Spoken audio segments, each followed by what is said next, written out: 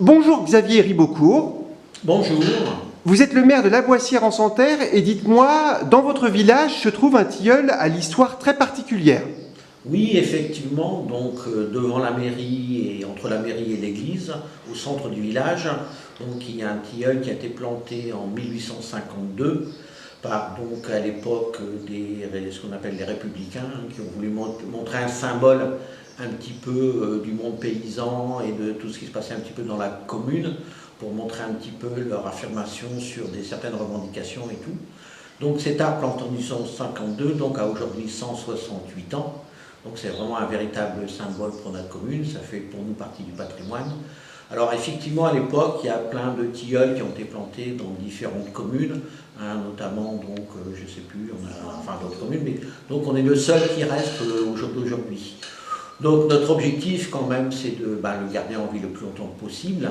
Voilà, donc, et notamment donc, on vient de l'entretenir il n'y a pas longtemps, on vient de faire l'élagage par des professionnels, parce qu'effectivement il faut grimper jusqu'en haut de l'arbre, parce que cet arbre mesure quand même plus de 20 mètres, il est quasiment aussi haut que le clocher de la commune. Donc il représente à la limite le symbole, on va dire, il y a l'église d'un côté qui représente le clergé, et puis le tilleul qui représente la République. Voilà.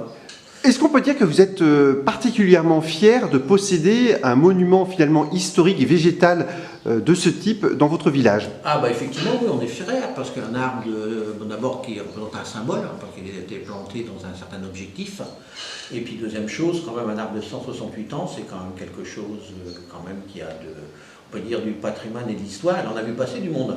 On pourra dire, comme il est juste planté devant la mairie, il en a vu passer des maires, de la population, des gens qui viennent donc à la mairie, aussi des élections. Donc, on pourrait dire que c'est dommage qu'il n'y ait pas de caméra à l'époque, autrement il aurait pu raconter toute l'histoire du village. Mais bon, voilà, c'est ça.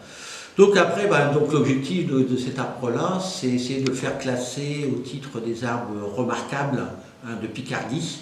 Donc on va essayer d'entreprendre la démarche là assez rapidement pour pouvoir le faire classer. Voilà. Je vais vous présenter donc Anne Parvillet, donc une habitante de la commune, qui est une passionnée d'histoire, et donc c'est elle qui a retrouvé justement l'histoire de cet arbre remarquable. Hein, voilà, donc va vous le dire comment elle a eu récupéré toutes ces informations-là. Donc en fait c'est un grand hasard, c'est une dame de Villers-les-Rois qui nous a donné les mémoires de son ancêtre, qui était natif de La Boissière-en-Santerre. Et dans ce cahier écrit au crayon de bois, il y avait l'histoire de l'arbre.